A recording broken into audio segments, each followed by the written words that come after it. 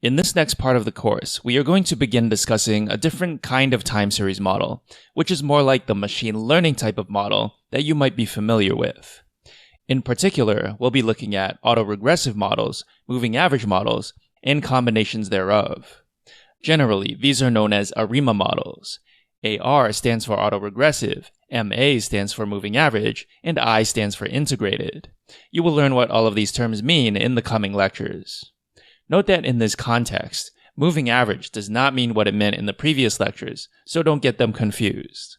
The names are similar, but as you'll see, the actual models are completely different.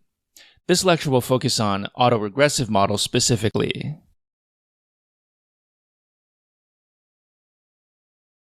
But first, what is the difference between ARIMA models and the exponential smoothing models we previously discussed?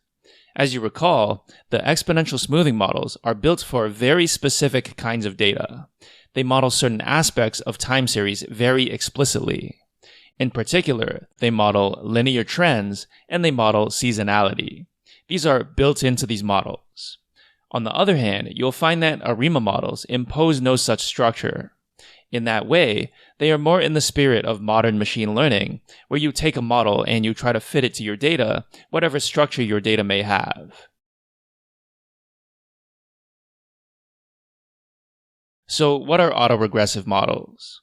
Autoregressive models are basically linear regression models where the inputs, also known as the predictors, are past data points in the time series.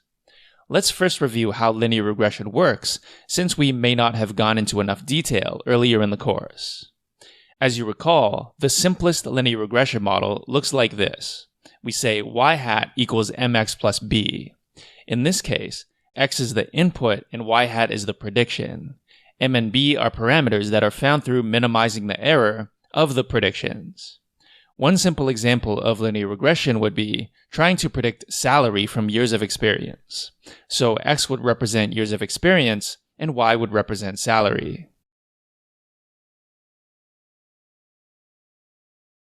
But what if we have more than one input? You might think years of experience might not be good enough on its own to make a good prediction about salary. Let's say we want to take into account age as well. Now our model will look like this.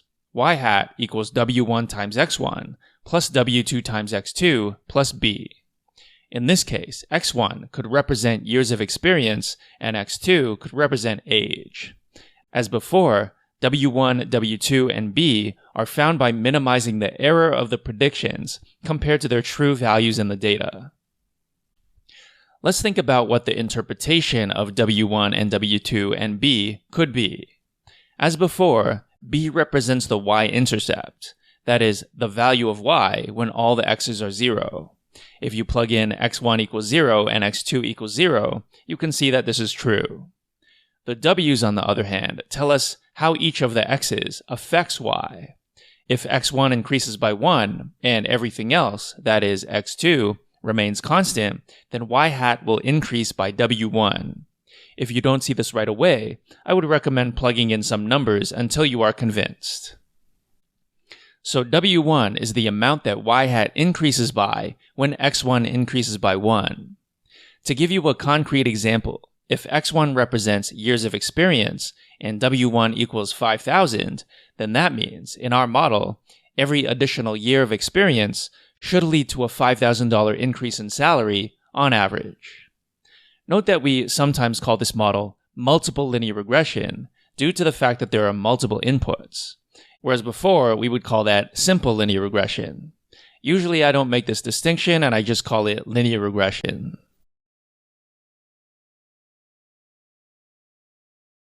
Okay, so what does this have to do with time series and autoregressive models in particular?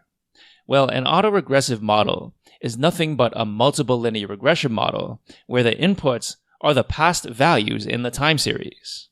For example, y hat at time t is a linear function of y at time t minus 1, y at time t minus 2, and so on up to y at time t minus p.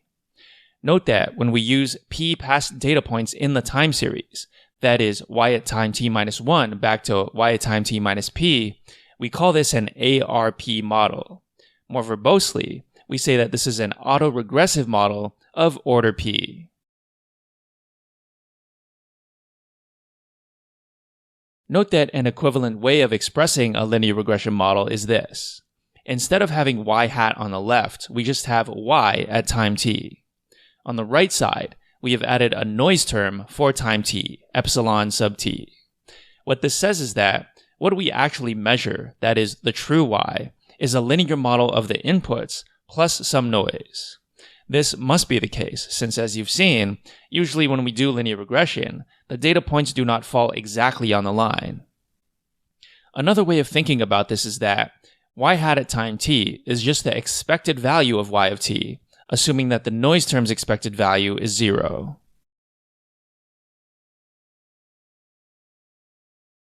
Now, just as a theoretical exercise, we are going to discuss how you might use scikit-learn to implement an autoregressive model. In actuality, we are going to use stats models, but I find it very instructive to think about how you use scikit-learn, which forces you to think about the structure of the data. Let's think about what a data set might look like for a normal linear regression model, where I'm trying to predict salary from years of experience and age. In order to do this, I might do a survey where I ask everyone in the office to anonymously fill in a spreadsheet that I've created. After all of my coworkers have filled in this spreadsheet, I will have something that looks like what you see here. Each row corresponds to a different person. Each column represents an input feature. In our case, that's years of experience and age. We call this big table X. In fact, it is indeed a table, but it is also a matrix. Furthermore, we have Y, which is just a single column of salaries. Obviously, each of these salaries corresponds to the same row in the X matrix. So if the first row of X belongs to Alice, then the first row of Y is Alice's salary. Using this knowledge, can we build a linear regression dataset for an ARP model? The answer is yes. Well, I'm just going to show you the answer, and your job will be to check that this makes sense. In fact, you could even implement this yourself using scikit-learn as an exercise. So the idea is this. Suppose that we start with the fact that there are 10 data points, y1 up to y10. We know that the equation to predict y4 is a linear function of y1, y2, and y3. Therefore, if y4 is the target, then y1, y2, and y3 are the inputs. Similarly, if y5 is the target, then y2, y3, and y4 are the inputs. If we keep doing this, we get the table that you see here. Note that in machine learning, we typically say that the size of X is n by d, where n is the number of samples and d is the number of input features. For ARIMA models, we will stick with the convention that the number of predictors is p. So in case you are confused about this, just remember that in the context of ARIMA, d is equal to p.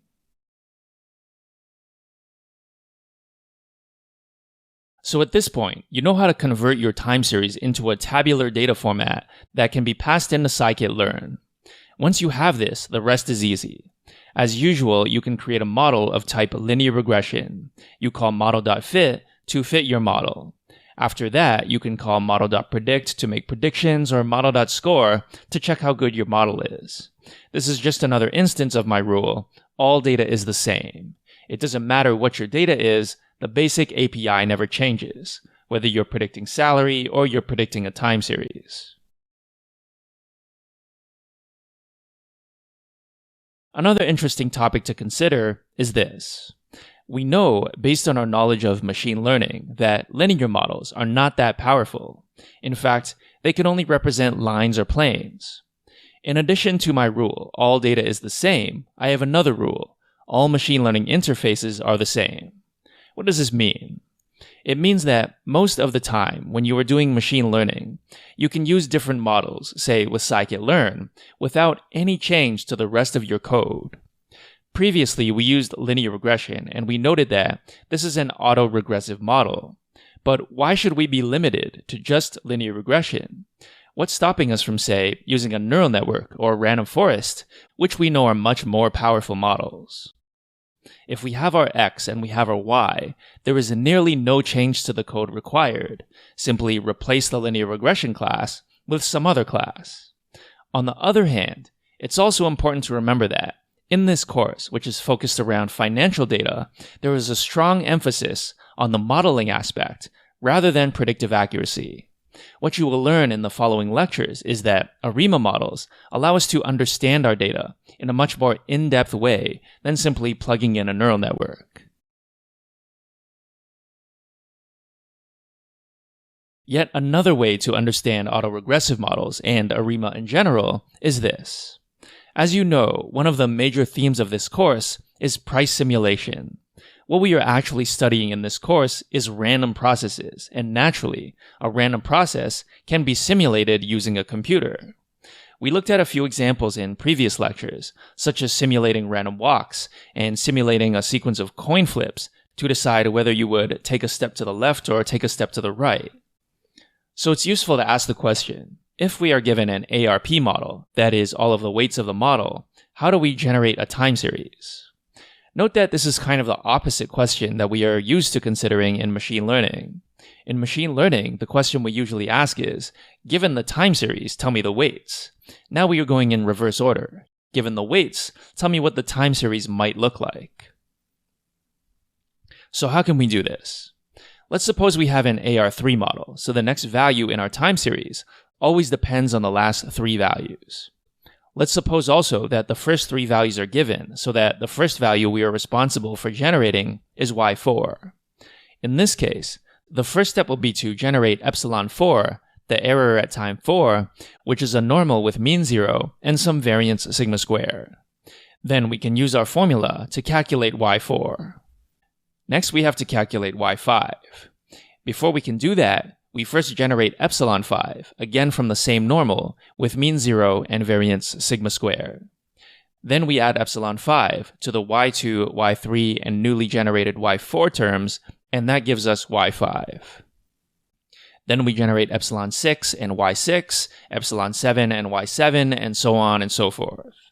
So you see that by doing this, we understand that this model is more expressive than a simple random walk. This would be a random walk if we only had one previous value and a weight of 1. Instead, we have a bunch more terms and arbitrary weights. In the next few lectures, we will make this model even more expressive.